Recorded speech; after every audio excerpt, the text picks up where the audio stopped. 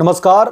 राहुल गांधी और पूरी की पूरी कांग्रेस पार्टी जो भारत सरकार के साथ में खड़े होने का ढकोसला कर रही थी जब ऑपरेशन सिंदूर शुरू हुआ था, पाकिस्तान के ऊपर भारत की तरफ से जो जवाबी कार्रवाई की जा रही थी, तो कांग्रेस पार्टी ने जब यह कहा कि वो प्रधानमंत्री नरेंद्र मोदी और भारत सरकार के साथ में खड़े हैं, ये चीजें कई सारे लोगों को पच नहीं रही थी और यही हुआ। धीरे धीरे खरबूजे की तरह राहुल गांधी ने और पूरी की पूरी कांग्रेस पार्टी ने रंग बदलना शुरू कर दिया।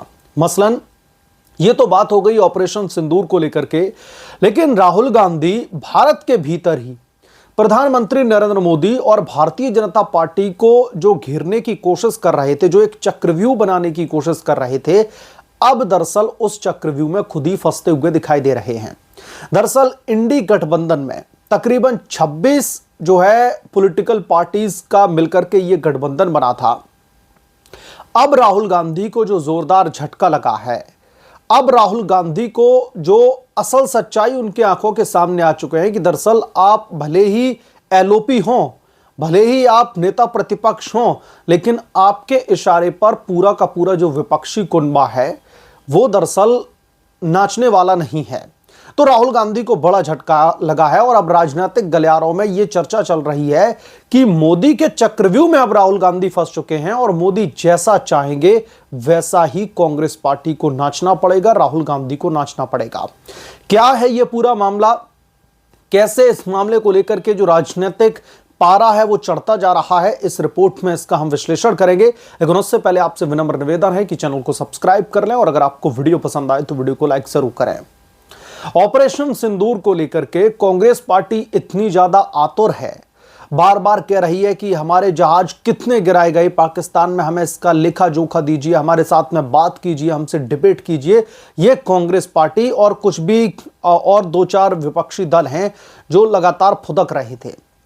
राहुल गांधी ने प्रधानमंत्री नरेंद्र मोदी, भारतीय जनता पार्टी को चिट्ठी लिखी और कहा कि हमसे बातचीत की जाए, ऑपरेशन सिंदूर को लेकर के हम आपसे बातचीत करना चाहते हैं, डिबेट करना चाहते हैं, हम आपसे सवाल पूछना चाहते हैं। तो जो ये राहुल गांधी ने लेटर लिखा, इस पर इंडी गठबंधन के दोस्तों 26 पॉलिटिकल पार्टियों के हस्ताक्षर चाहिए थे। राहुल गांधी दर बदर गए, सबकी कुंडी खटखटाई, जी हम राहुल गांधी जो है मतलब हम प्रधानमंत्री नरेंद्र मोदी को चिट्ठी लिख रहे हैं और ये रही हमारी चिट्ठी, आप लोगों के सिग्नेचर की जरूरत है। राहुल गांधी को सिग्नेचर की यह भीख दोस्तों सिर्फ 16 दरवाजों तक ही मिली। आप लोग समझिए, 26 पॉलिटिकल पार्टी हैं इस इंडी गठबंधन में, बाकी के जो 10 राजनीतिक दल हैं उन्होंने राहुल गांधी बाहर से हस्ताक्षर की भीख मांगते रहे, उन्होंने अपने दरवाजे की कुंडी तक नहीं खोली।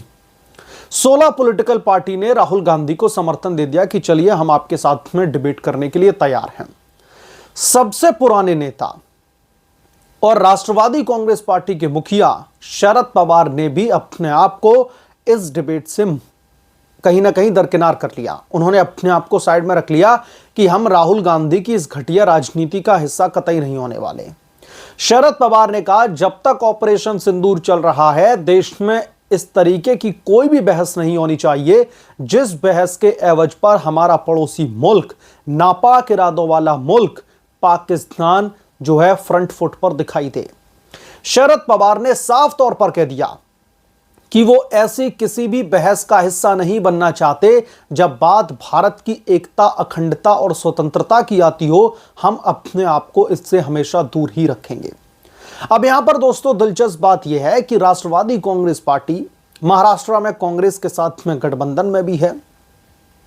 आए दिन प्रधानमंत्री नरेंद्र मोदी को वो टारगेट भी करते रहते हैं, लेकिन शरद पवार का जो ये कदम है ये वाकई में काबिल तारीफ है। शरद पवार ने कहा, जब तक ऑपरेशन सिंदूर चल रहा है हमें इस मामले पर राजनीति नहीं करनी चाहिए।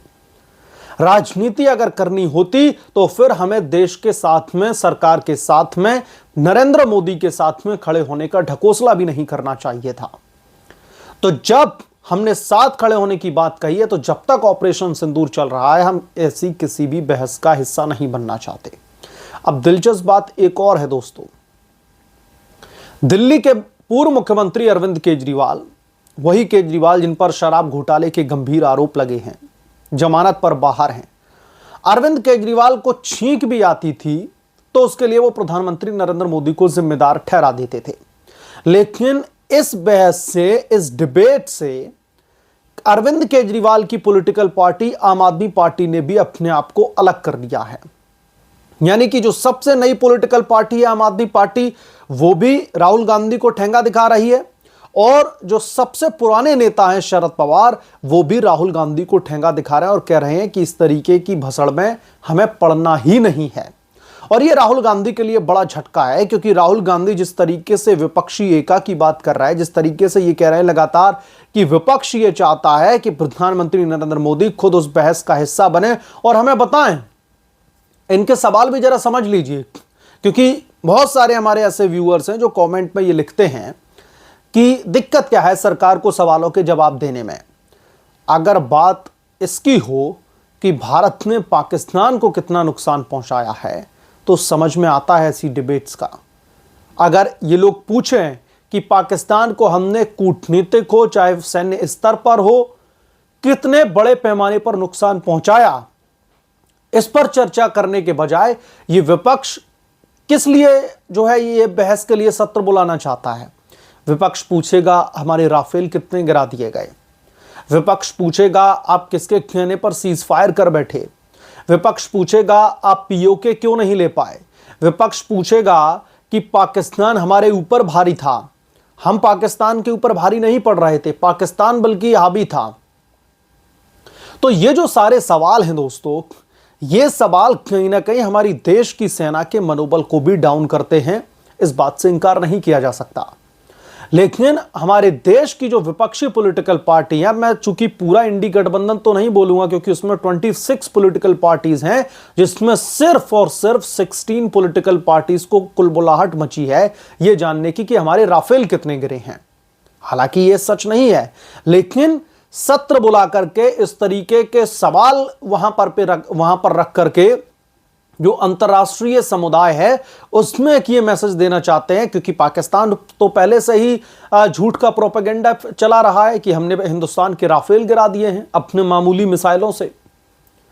तो जब यहां पर ये सवाल पूछे जाएंगे और कहा जाएगा कि हमारे कितने जो है जहाज गिराए गए हैं, कितने राफेल गिराए गए हैं, तो यकीनन तौर पर अंतर्राष्ट्रीय समुदाय पे इसका क्या असर पड़ेगा आप लोग अच्छी तरीके से जानते हैं। इतना ही नहीं, राहुल गांधी की जो मंशा है, क्योंकि भारतीय जनता पार्टी कह रही है कि राहुल गांधी एलओपी नहीं है, लीडर ऑफ अपोजिशन नहीं है, लीडर ऑफ पाकिस्तान है। पाकिस्तान की तरफ से बोले गए शब्द और राहुल गांधी की तरफ से बोली गई भाषा बहुत ज्यादा मैच खाती है।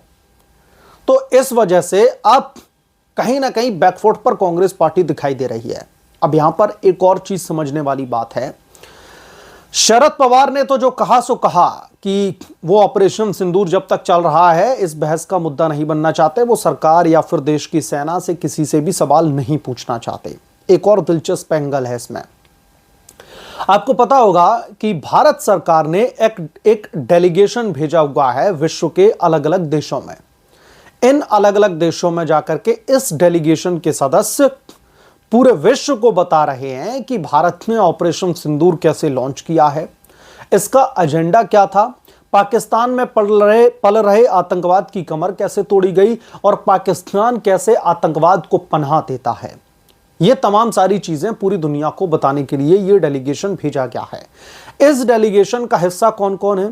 कांग्रेस पार्टी के कद्दावर नेता शशि थरूर, सुप्रिया सुले जो कि शरद पवार की बेटी हैं, राष्ट्रवादी कांग्रेस पार्टी की कद्दावर नेता हैं, असदुद्दीन ओवैसी AIMIM के अध्यक्ष। इन तमाम नेताओं को और भी कई सारे नेता गए हुए हैं जो कि एक अहम भूमिका निभा रहे हैं। अब कांग्रेस पार्टी से शशि थरूर को भेजा गया तो बहुत ज्यादा दिक्कत हो रही, क्योंकि शशि थरूर तमाम वैश्विक मंचों से भारत की जयकार जो है बुलवा रहे हैं। भारत कितनी पावरफुल कंट्री है ये पूरे विश्व को बता रहे हैं, जो कि कांग्रेस पार्टी नहीं जानना चाहती। दूसरी तरफ महाराष्ट्र में राष्ट्रवादी कांग्रेस पार्टी की नेता सुप्रिया सुले, उनकी तरफ से भी कहा जा रहा है, क्योंकि महाविकास अघाड़ी गठबंधन का हिस्सा वो भी हैं, तो कांग्रेस पार्टी की आंखों में यह भी बहुत चुभ रहा है। असदुद्दीन ओवैसी जो भारतीय जनता पार्टी को, प्रधानमंत्री मोदी को कोसते रहते थे, आज वो भी गुणगान कर रहे हैं विश्व स्तर पर जाकर के। यह भी बहुत तकलीफ दे रहा है कांग्रेस पार्टी को। और मुझे लगता है कि जब शशि थरूर वापस आएंगे, ये जो पूरा का पूरा जो डेलीगेशन है, जब वो वापस आएगा तो आप यकीन मानिए शशि थरूर के ऊपर ये कांग्रेस पार्टी इस तरीके से टूटेगी, इस तरीके से उनके ऊपर हमला करेगी, हो सकता है शशि थरूर को पॉलिटिकल पार्टी ही बदलनी पड़ेगी, उन्हें भारतीय जनता पार्टी में आना पड़े। तो ये बहुत सारी चीजें हैं दोस्तों जो कांग्रेस पार्टी के चाल चरित्र चेहरे को उजागर कर रही है। तो कुल मिलाकर के राहुल गांधी अब मोदी के चक्रव्यूह में ऐसे फंस चुके हैं, भले ही इन्होंने लोगों के हस्ताक्षर के लिए कुंडी खटखटा दी, लेकिन दूर दूर तक कोई भी तैयार नहीं है कि जी हम आपके साथ में, आप ऑपरेशन सिंदूर पर सवाल खड़े कीजिए। तो अब प्रधानमंत्री नरेंद्र मोदी जब चाहेंगे, जैसा चाहेंगे तभी सत्र बुलाया जाएगा। ये विपक्षी जो लोग हैं जो फुदक रहे हैं हमारी सेना का मनोबल डाउन करने के लिए, इनके इन मंसूबों पर दरअसल पूरी तरीके से पानी फिरता हुआ दिखाई दे रहा है। बहरहाल इस मामले पर आप क्या सोचते हैं, आपकी क्या राय है, हमें कमेंट करके जरूर बताएं। जल्द मिलूंगा किसी दूसरे बड़े अपडेट के साथ में, तब तक के लिए धन्यवाद। अगर आप लोग चैनल पर नए हैं तो प्लीज चैनल को सब्सक्राइब कर लें और साइड में बने बेल आइकन को जरूर प्रेस करें, ताकि जब भी मैं कोई नई रिपोर्ट रिलीज करूं तो इसकी जानकारी नोटिफिकेशन के जरिए सबसे पहले आपको मिले। और अगर आपको ये रिपोर्ट पसंद आई हो तो इस रिपोर्ट को जितना हो सके ज्यादा से ज्यादा लोगों के बीच में शेयर कीजिए, ताकि जो विपक्षी एजेंडा है, जो फर्जी एजेंडा है, उसके बारे में ज्यादा से ज्यादा लोगों तक जानकारी पहुंचाई जा सके। मिलते हैं अगली रिपोर्ट में, तब तक के लिए धन्यवाद।